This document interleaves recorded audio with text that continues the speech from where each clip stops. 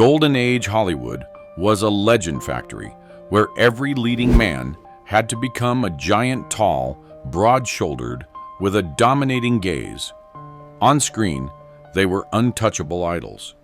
But off-screen, the truth was shocking.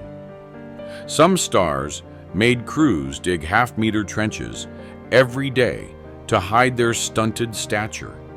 Others got tangled in same-sex affairs with towering co-stars that set the public ablaze. And some, in utter desperation, even turned to the surgeon's knife to lengthen their legs. Those tricks and tragedies fooled audiences for decades. So who were the giants of the silver screen, really? When the mask falls, are they still hailed as legends, or revealed as small puppets swallowed by the very illusion they created? The answer begins with a name that once seemed beyond reproach: Charlie Chaplin.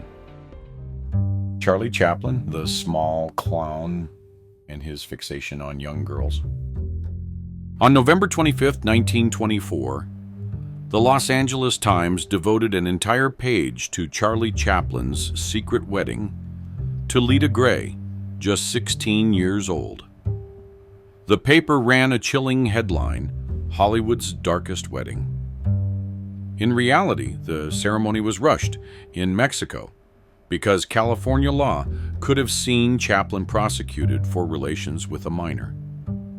A San Francisco Chronicle reporter later wrote in his memoir, "When the news spread, Hollywood felt like it would explode. Everyone whispered the same question. How could a global icon let himself plunge so deep? His 5'5" height never hindered Chaplin on screen. As the tramp, he made audiences laugh and cry, making them forget his small frame. Off-screen, though, rumors painted him as a sex addict out of control. FBI files declassified in 1952 stated that Chaplin had relations with more than 2,000 women over 3 decades, a significant share under 20. Agents tailed him from hotels in Los Angeles and Miami to London. A brief, chilling note read, "Chaplin exploits a childlike aura to approach underage girls." The real storm hit in 1943, when Joan Barry, an unknown actress, dragged Chaplin into a Santa Monica courtroom. She claimed her child was the blood of the famous clown. The trial became a true circus. Reporters jammed the sidewalks, flash bulbs popping non-stop. The Los Angeles Examiner blared "The Little Tramp in Big Trouble." Although blood tests showed Chaplin wasn't the father, the court still ordered support, inflaming public outrage. The image of the kindly clown collapsed on the very stage he had built for decades. The rumors didn't stop. In the late 1930s, scandal sheets like Hollywood Mirror reported that Chaplin often appeared in nightclubs with groups of girls on yet 18. Some journalists described him sitting in a corner in his familiar bowler hat, surrounded by girls still in school uniforms. Though never proven, the phrase "predator" in a bowler hat spread and became a specter haunting Chaplin's career. The contrast grew more bitter on screen. He was the small, lovable drifter who stirred the world's compassion. Off-screen, he was seen as a hunter of young girls driven by an uncontrollable impulse. That tension kept the public endlessly talking, whether in admiration or disgust. Chaplin proved a man can be short while the shadow behind him grows large enough to swallow a legend. And that darkness opens the door to the next story, Mickey Rooney. Mickey Rooney, The 5'2" star drowned in 8 broken marriages.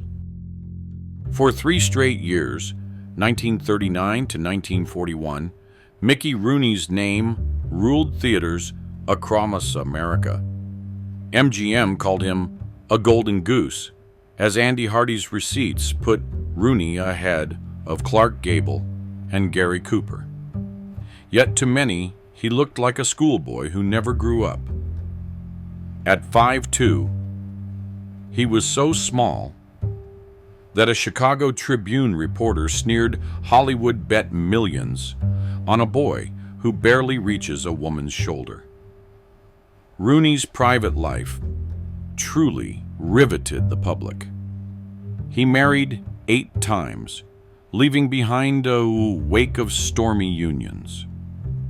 His first marriage, in 1942, to Ava Gardner, quickly became a joke.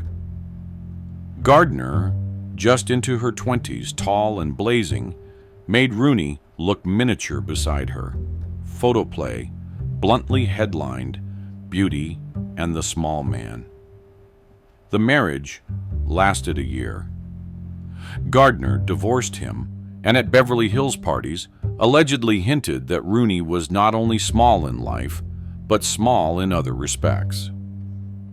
The line spread fast, one of the era's most humiliating Hollywood whispers. Rooney married 7 more times, models, singers, dancers, but most ended in lawsuits, asset splits, and debt.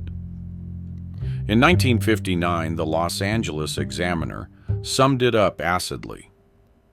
If each Rooney marriage were a movie, audiences would tire of the same old plot. The scandals went beyond romance. Rooney was a notorious Las Vegas gambler. He parked at the craps tables of the Flamingo and the sands rolling until his pockets ran dry. One night in 1958, Life magazine photographers caught him drunk, sitting on the curb, outside the Flamingo trouser pockets, turned out wallet, empty face smudged with mascara from a variety show. The picture ran on Life's inside cover with the caption, "Fall of the Hardy Boy." It became a symbol of the collapse of a one-time box office king. He didn't stop. He borrowed at brutal rates from Vegas bosses to keep playing. The Las Vegas Sun reported that in 1961, he was nearly banned for tens of thousands in unpaid markers. A casino manager recalled Rooney's small, but once he sits down, his appetite towers over him. The low point was a 1965 Tonight Show appearance. When Johnny Carson joked about his height, Rooney laughed and shot back. "People always talk about how tall I am. Why don't we talk about something else?" The bedroom, perhaps. The studio audience roared, but millions at home went silent. From a peak of glory, Rooney became a symbol of decay, a short star drowned by his private life. And while gambling and marriage wore Rooney down, James Cagney, barely taller, made Hollywood sets tremble with one volcanic blast of temper. James Cagney. Small frame, explosive temper. In the summer of 1931, when The Public Enemy opened audiences at New York's Strand Theater, jolted upright, as James Cagney smashed a grapefruit into Mae Clarke's face. He was just 5'5", compact to the point of slightness. Next to male co-stars, he looked like a schoolboy, yet each step and barked line clenched the theater's throat. Critic Mordaunt Hall wrote Cagney bursts with energy. Like an uncoiled spring size be damned. Warner Brothers knew the vulnerability. Press sheets inflated Cagney to 5'9". Posters shot him from low angles, stood him on risers, or pressed him against dark walls to cheat height. The tricks didn't hold for long. In a 1934 Variety photo shoot, Cagney stood among the cast, clearly a head shorter. An editor muttered, "This is the gangster boss. He looks like a kid lost in a men's yard." The short Cagney tag spread fast across Burbank. The label gnawed at him. The New York Herald Tribune reported he once traded blows with an assistant director who called him the little kid in a suit. A witness said he flushed red and charged like a grenade with the pin pulled. Headlines the next day read, "Cagney's temper explodes." The public decided the off-screen man was as hot-blooded and violent as his on-screen thugs. Few knew how deep the insecurity cut. A Hollywood scandal sheet in 1937 leaked that he'd quietly explored leg-lengthening surgery, the brutal, rare procedure of sawing bone and stretching it with a frame. Though never verified, the rumor deepened the portrait of a boss rattled by the measuring stick. The contradiction made him a living paradox terror on screen, haunted by inches behind it. Still, Cagney turned the flaw into a brand. He didn't hide, he harnessed it, forging the small bomb. Every staccato step and taut glance left audiences stunned and uneasy. That's why, in 1999, the American Film Institute still ranked him among the 10 greatest actors of all time. If James Cagney turned a small man's fury into an on-set bomb, Kirk Douglas chose another path, turning a lack of height into a lifelong fixation, so much so that Hollywood dug holes and dropped the camera just to make him look like an unbowed warrior in Spartacus. Kirk Douglas, the undersized warrior, haunted by height for life. In the sweltering summer of 1960, the Spartacus set at Universal Studios felt like a real battlefield. Over 300 extras in gleaming armor lined up under the California sun, waiting for the cue. Stanley Kubrick, the young director, kept shouting, "Cut!" Not for bad acting, but because one detail irked him. Kirk Douglas, playing the rebel leader, looked dwarfed among the Roman guards flanking him. According to a lighting technician quoted in the Los Angeles Times, Kubrick had the ground dug out so the extras would stand lower, while the camera was set at a low angle to elevate Douglas. The technician sneered. "Why does the whole world hail a man only inches taller than a crew hand?" Douglas stood 0.73 meter average. American height then, but in 1950s, 60s Hollywood, the leading man bar hovered near 1.83 meter. The Chicago Tribune quipped, "What's imposing about a gladiator who has to look up at his comrades?" Those jibes made Douglas more volatile. During a poster shoot for Champion 1949, the photographer casually suggested a booster box. Douglas slammed his gloves to the floor and roared, "Do you take me for a joke?" then stormed out, forcing a postponement. His private life was turbulent too. Rumors of loud romances and never-proven scandals trailed him for decades. Yet he did what Hollywood avoided. He publicly restored Dalton Trumbo, blacklisted by HUAC as the credited writer of Spartacus. That choice cost him with producers, but the New York Times praised. The small warrior challenged the system. Despite controversies, Douglas kept his standing. When he received an honorary Oscar in 1996, the room rose to its feet. Roger E. Ebert wrote, "He wasn't taller than his peers, but that night, Douglas was the biggest man in Hollywood. If Douglas needed lensing to project force, another star of the era relied on a more literal lift under his feet. That man was Humphrey Bogart. Humphrey Bogart, the Casablanca hero who lived by a wooden box. January 1942. On the Warner Brothers set of Casablanca, Michael Curtiz prepared to shoot the iconic scene at Rick's Cafe. Ingrid Bergman in heels stood near 1.75. Bogart, in reality, was around 1.68. Side by side, the height gap popped. Curtiz snapped, "Bring in the platform now." A neat wooden box was placed under Bogart's feet, and the frame suddenly balanced. From then on, the crew jokingly called it the Bogart box.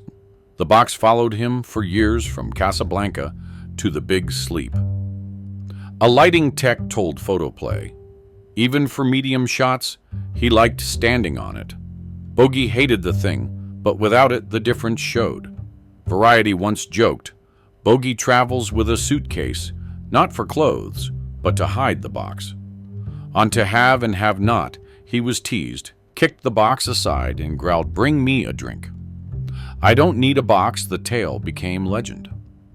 Warner Brothers tried cover PR sheets listed Bogart at 5'10". Interviews were staged so he'd sit higher. A Life editor admitted, "I never stood next to him on level ground." Audiences never suspected a thing. Pauline Kael wrote in The New Yorker, "When Bogart enters a room, you feel his presence before you register his size." With cinematic sleight of hand, Hollywood turned a shorter than standard man into an emblem of indomitable masculinity. But not everyone settled for a box. Some chose a subtler, riskier fix: elevator shoes. Frank Sinatra was the textbook case. Frank Sinatra, the mafia-tinged king in elevator shoes. On June 12, 1951, the New York Post dropped a bombshell. Frank Sinatra had ordered a dozen pairs of elevator shoes from Delmonico's in Manhattan.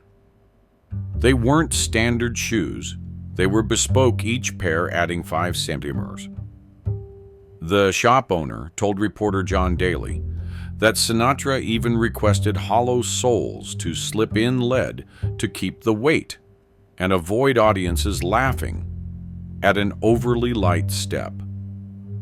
Within hours, the story ricocheted through New York nightclubs, turning into a running gag that shadowed his career. Sinatra was 1.70 million.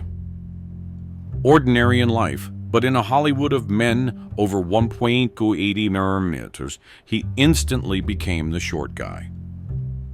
The sting was that his slight frame clashed with his explosive personality and messy private life. In 1953, his marriage to Ava Gardner became tabloid catnip. During a fight at a Beverly Hills hotel, Sinatra shattered a mirror, blood soaking his shirt sleeve.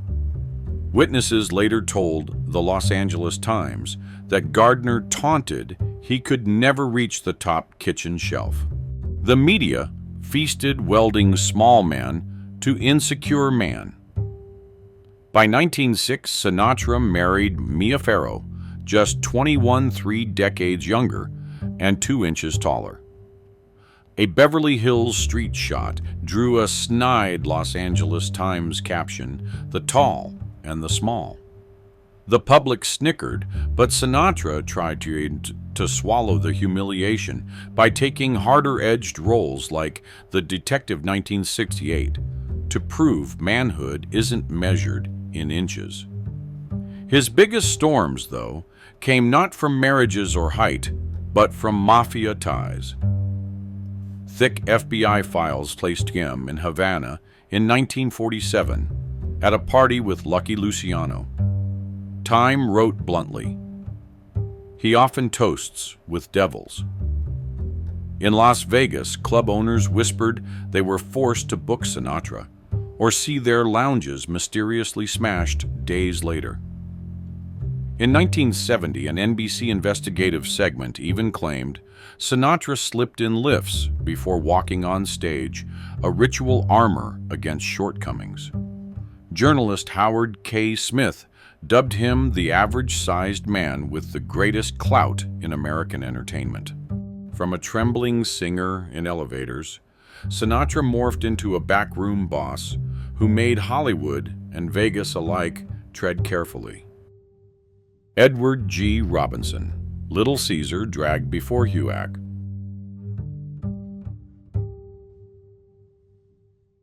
Seventh, least, Edward G. Robinson. First sight of Edward G. Robinson on screen often made audiences blink. Short, just 5'5", stocky and compact, nothing like a textbook mob bustle. Yet when Robinson leaned toward the lens, eyes flaring like he'd tear you apart, voice tight and punching each word, the whole theater fell silent. Once remarked, that small body generates colossal fear. In Little Caesar, viewers quaked before Rico, the ruthless gangster he played. Sets used every trick to make him look larger. Lower cameras, higher chairs, carefully chosen co-stars who wouldn't tower over him. But the truth was he didn't need the tricks. Bosley Crowther of the New York Times wrote, "He doesn't need height, his eyes and voice hush the room." That ferocity made Robinson one of the most terrifying bosses on film. Small frame be damned. Real life was harsher. In 1952, amid Red Scare fever, Robinson was hauled before HUAC. The Washington Post sighed bitterly. Caesar on trial. On TV, Robinson tried to explain he had merely attended a few arts conferences, but the public had decided he leaned red. Contracts dried up, Warner Brothers turned away. For years, he took B-grade supporting parts. From Gangster King, Robinson became suspect, a name Hollywood spoke carefully. The irony, off-screen, he adored art. He owned a collection of Van Gogh Cézanne and Picasso worth over $3 million lining his Beverly Hills home. Yet at glittering parties, guests still whispered, if only he were a bit taller. A close friend recalled that, drunk once, Robinson sighed bitterly. Give me 4 more inches, and no one would dare mock me. Robinson is living proof of Hollywood's paradox, a place that can turn a small man into a legend, then in a blink make him a punchline. And if the short Caesar haunted with ice-cold eyes, Alan Ladd, the next leading man, spent a lifetime on sets with secret holes dug just for him. Alan Ladd, the Western hero who lived thanks to secret trenches. On the set of Shane in Jackson Hole, Wyoming, 1951, the wind whipped up the dust. The cameras rattled, but behind the lens a strange scene unfolded. Just before director George Stevens shouted action, the crew crouched down, measuring the freshly dug trenches beneath Van Heflin and Jack Palance. They weren't checking the lights or adjusting the camera. Instead, they worried about one seemingly trivial matter, making sure Alan Ladd didn't look too short in the frame. A cameraman later told the Los Angeles Times, "We had to dig every day, sometimes half a meter deep. Just a few inches off, and the audience would instantly notice how short Alan really was." Ladd stood only about 5 or 6, perhaps shorter. In Hollywood, where a leading man was expected to be 6 feet tall, He always relied on the lad trenches, those secret holes, to stand eye to eye with co-stars. Paramount even enforced a bizarre unspoken rule: no leading lady paired with lad could be taller than 5'4". Many starlets were rejected simply for their height, including Gloria Graham, as Hollywood Reporter revealed in 1953. Offset, lad's height was a constant shadow. He drank nightly to forget and relied on sleeping pills. Friends recalled that at Beverly Hills parties, he often stood silently in a corner, watching as people whispered, "A Western hero who looks like a schoolboy." Tragedy struck in 1964. Los Angeles police found him lifeless in his Palm Springs home, surrounded by empty bottles and pill packets. The official report called it an accidental overdose. But Tabloid Confidential screamed Scandal Lad had committed suicide over his declining career, splashing the haunting headline, "Hollywood's Little Giant Fell Alone." He died at just 50, leaving behind the bitter truth that in Hollywood a few missing inches could destroy a legend. His story ended with secret trenches and a short life. Yet Hollywood never lacked for small men who defied destiny. Soon after, the public was shaken by Sammy Davis Jr., a man only 5'3" who dared to love a white woman in America. Sammy Davis Jr., the 5'3" man who challenged America with a forbidden marriage. In November 1960, Las Vegas erupted when Sammy Davis Jr. married Swedish actress May Britt. The press went wild, with the Chicago Tribune blasting the headline, "Interracial Interheight Shock." To many, it seemed absurd, but in that America, it was a true earthquake. In the South, interracial marriage was still outlawed, even seen as sinful. Yet here was a black entertainer, barely 5'3", boldly holding hands with a tall, blonde, white actress in the heart of showbiz. Their life turned into hell overnight. The FBI recorded at least 12 death threats sent to Davis' Beverly Hills home. One letter even warned, "You won't live past Christmas this year." In Texas, entire audiences walked out the moment he stepped on stage, leaving only the howl of a microphone echoing in an empty hall. NBC canceled his contracts for fear of boycotts. Yet Davis refused to bow. Time magazine in 1961 called him the smallest man ever to make America argue so furiously. But the stage lights hid another life. Davis sank into drugs and endless parties. At the Sands Hotel, where the legendary Rat Pack Frank Sinatra, Dean Martin, and Davis raised hell, a bartender told the Vegas Sun. Even with the VIP door shut, you could hear laughter chairs crashing and the sharp smell of burning cocaine.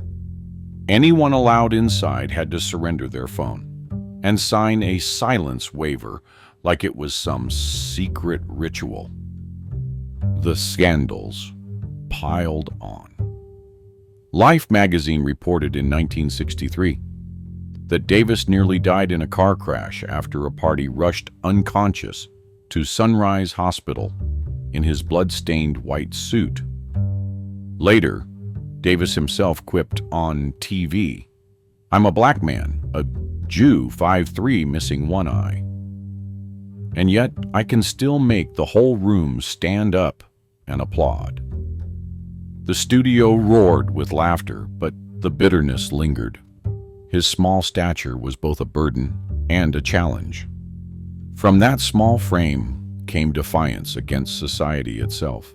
And decades before, another small man had used his tiny body to face death on screen, Buster Keaton. Buster Keaton, the small man who defied death with daring stunts. In the silent film era, the name that left audiences breathless was Buster Keaton.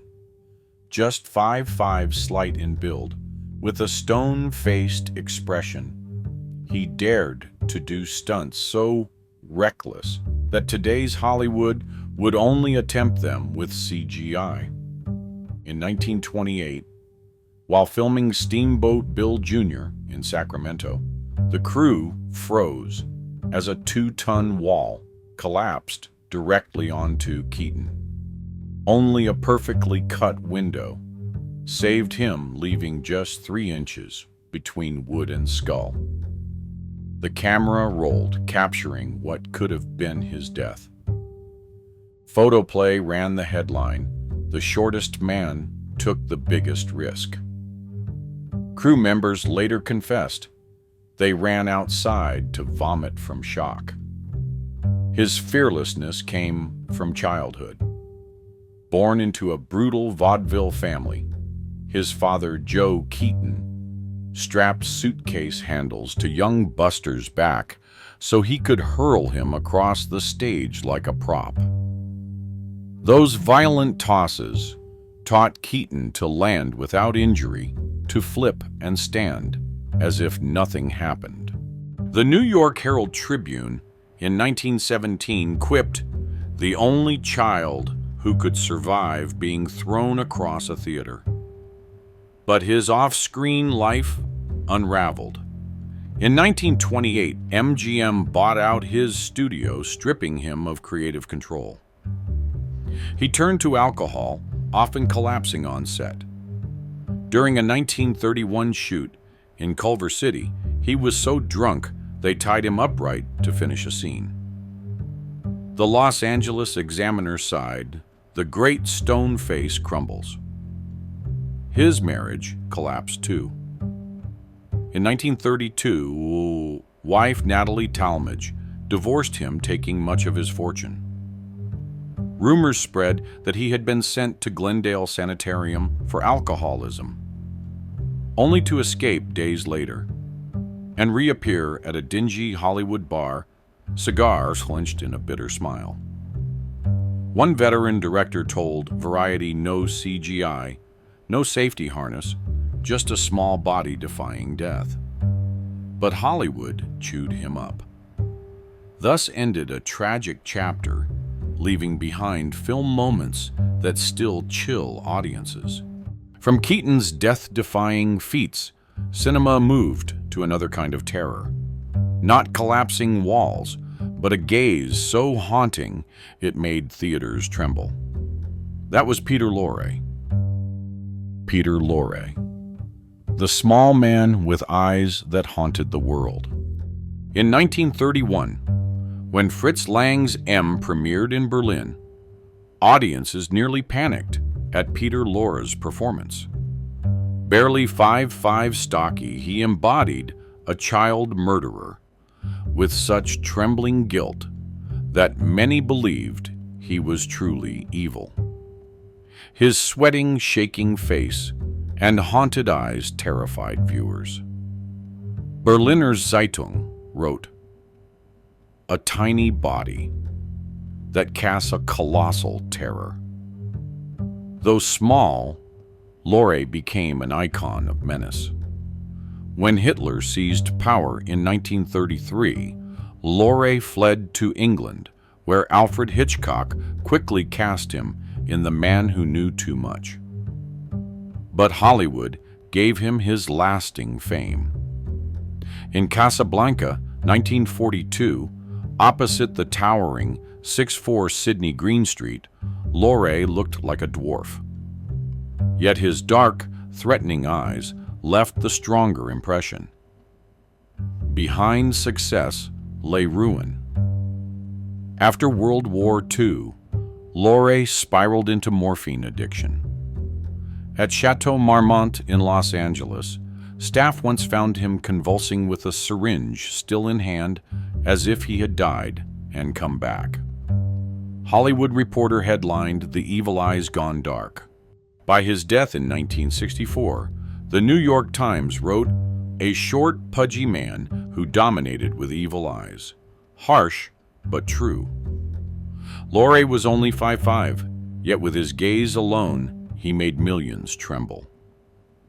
But Lorre was not the only short man undone by Hollywood. Another Burgess Meredith was destroyed, not by addiction, but politics. Burgess Meredith, from stage giant to political dwarf, blacklisted. In March 1951, inside a crowded Washington courtroom, Burgess Meredith, once a thunderous Broadway star, was suddenly named on HUAC's blacklist. It was the death of his career. Known for his brilliant performance in Of Mice and Men 1939, Meredith was at his peak. Then overnight, Hollywood shunned him. Hollywood Reporter mocked from stage giant to political dwarf. Accused of ties to leftist groups, he became toxic. Warner Brothers and other studios canceled contracts with a single cold call. Throughout the 1950s, Meredith survived by voicing radio ads.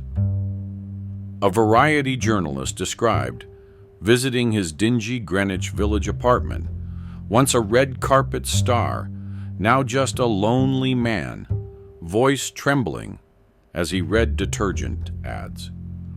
His eyes carried the weight of disappointment. Only in the late 60s did the blacklist loosen, allowing his comeback. But he returned, not as the giant he once was, but as Mickey, the harsh trainer in Rocky, 1976. His cry, "You're gonna eat lightning and crab thunder," drew ovations. Yet in a New York Times interview, Meredith admitted, "They made me small, not because of height, but politics." Hollywood proved merciless. Height could be a curse. Politics could shrink a man even more. And while Meredith was crushed by politics, George Raft ruined himself with arrogance. George Raft, the 5'7" gangster who shot himself in the foot by rejecting Casablanca. In 1932, Scarface turned George Raft into a star. With his cold glare and coin flip mannerism, he froze theaters in silence. The New Yorker hailed him as a cool menace. But his menace extended off-screen. Raft befriended mafia kingpins like Bugsy Siegel and Lucky Luciano. He was seen at Harlem clubs with Meyer Lansky. Rumors swirled that mobsters secured his Scarface role, shielding him like a prized jewel. The FBI opened a file on him, noting in 1946, "He may be small in stature, but his shadow in the underworld is as long as a city street." Raft feared no gangsters. But in 1942, he made the fatal mistake. Warner Brothers offered him Rick Blaine in Casablanca. Raft arrogantly declined, telling the Los Angeles Examiner, "The role isn't cruel enough for me." Humphrey Bogart took it instead, turning Rick Blaine into a cinema legend. Variety mocked George Raft, the man who lost the tallest role with the shortest shoes. From rising star Raft, faded remembered more for mob ties and bad choices. His story was a lesson in self-destruction. But while Raft lost his career through arrogance, some Hollywood tragedies went beyond failure, ending in sudden death, like that of Sal Mineo. Sal Mineo, the little rebel murdered in a Hollywood alley. At 5'6", Sal Mineo captured America's heart as the lonely boy in Rebel Without a Cause, 1955, alongside James Dean. His wet eyes and fragile sadness made him a symbol of a restless generation. But his career faded quickly. In the 1960s, Hollywood had no place for openly gay actors. Mineo was sidelined to minor TV roles. In 1961, the Los Angeles Times ran the bitter headline, "From Rebel to Outcast." He lived openly and got frequenting West Hollywood bars, where paparazzi lurked. People magazine once published photos of him leaving a club with a young man, sparking scandal. His career withered under whispers and suspicion. On February 12, 1976, after performing in P.S. Your Cat is Dead in Los Angeles, Mineo walked home on Holloway Drive. Just steps from his door, a stranger lunged and stabbed him in the heart. Blood spread at his doorstep, a cruel end to a painful life. The next day, Los Angeles Times blared tragic end of the little rebel. Police called it a robbery, but Hollywood whispered otherwise he died not from theft, but from dangerous love in a brutal era. A director murmured, "Sal didn't die from a mugging. He died from loving the wrong man in the wrong time." His death stunned Hollywood, a bright star gone too soon. Yet attention quickly shifted to another Danny Kaye, who smiled on stage while hiding a secret life. Danny Kaye, hiding a secret gay affair with Laurence Olivier. Danny Kaye, only about 1.70 members tall, was once a dazzling Hollywood musical star famed for White Christmas 1954. He had an extraordinary knack for working a crowd, moving nimbly like a stage clown, and firing off lines like a machine gun. Audiences remembered Kaye as the emblem of joy, fresh, exuberant, endlessly energetic. Yet behind that halo, he carried a secret that Hollywood of the time would never dare to speak aloud. For years, lay-inked records have suggested Kaye maintained a long, secret gay affair with Laurence Olivier, the towering, powerful titan of the British stage and husband of screen legend Vivien Leigh. The contrast was stark, a small-framed clown beside a commanding king. When the story spread, the public was shocked and intrigued, while Hollywood stayed silent.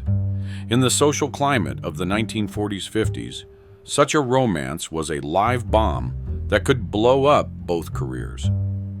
A web of anecdotes formed around the relationship. One tale claims that at a London party, Vivien Leigh suddenly caught the overly intimate glances and gestures shared by her husband and Kaye. There was never a public confirmation, but rumor alone was enough to set the industry buzzing.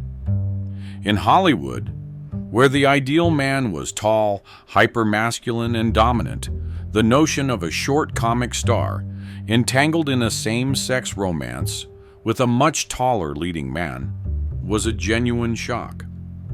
For the rest of his life, Kaye was forced to live between two opposing worlds.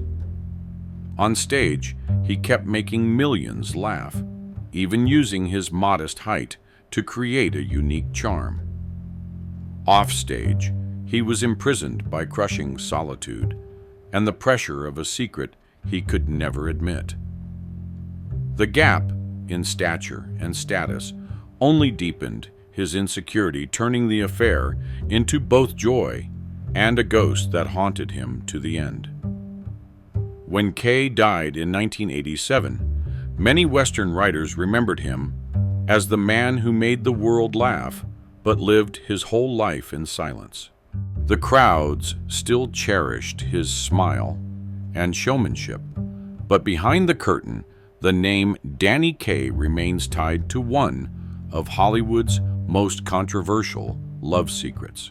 Hollywood's golden age was not only a cathedral of light, it was also a stage of illusions built on dug pits, apple boxes, lifts in shoes, and shadowy, private lives. Behind those small frames were people who rose into legend and others who fell under scandal. It forces us to ask, in the end, are the silver screen gods immortal heroes or only gleaming wax figures waiting to melt? If this story shocked you and you want more never before revealed Hollywood secrets, leave a comment below. Don't forget to like, share, subscribe, and turn on notifications so you won't miss any videos. Who knows, the next name unmasked might be the very star you've idolized for years.